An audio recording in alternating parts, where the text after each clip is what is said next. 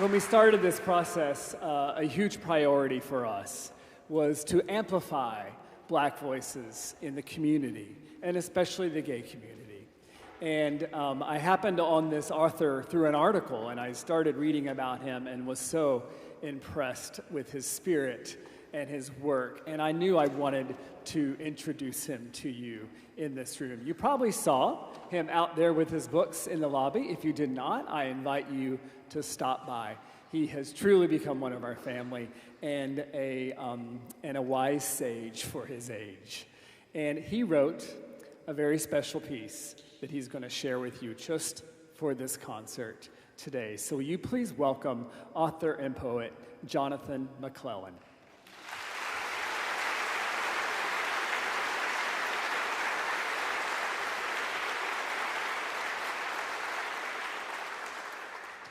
Thank you. I'm honored to be here tonight.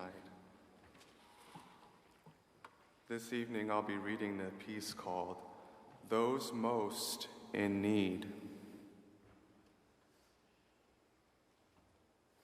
I remember the fall of '93, like it was yesterday, but not for any reasons one might think.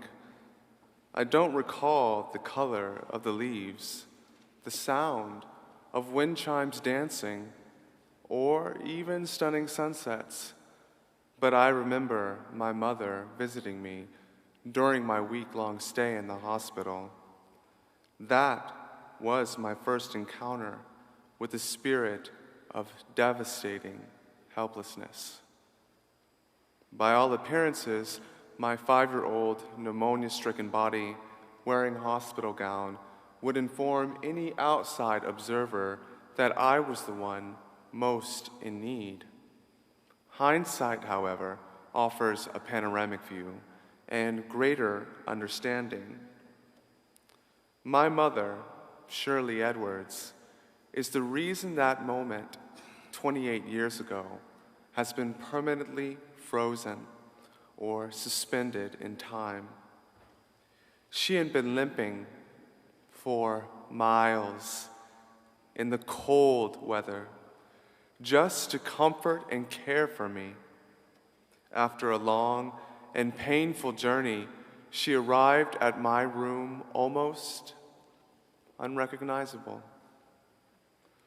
Her face was a swollen mass of purple, pink, and red skin.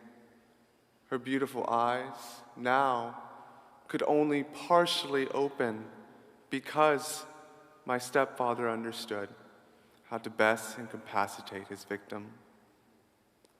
Had it not been for my mother's pear-shaped frame, I would not have even recognized her at all, and all I could do was gape at her in open horror because I was too young to know how to mask my emotions.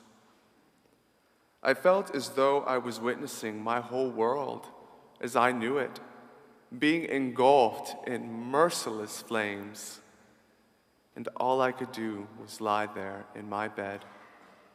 And no matter how many tears I cried that night, they just weren't enough to put out the fire.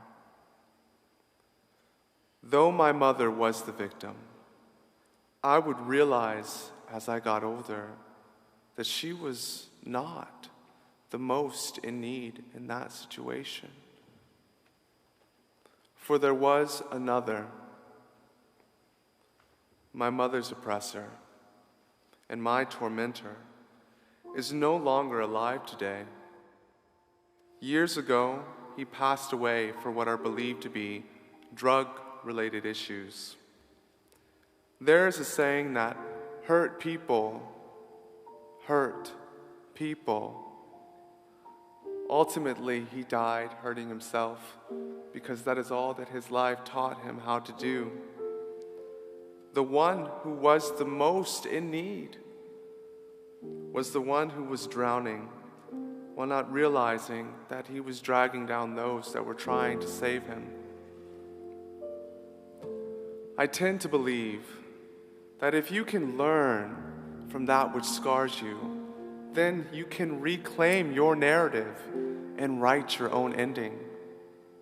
and an ending that I'd much prefer to write to an otherwise sad story is a community that reconciles its mistakes by making peace with its oppressors.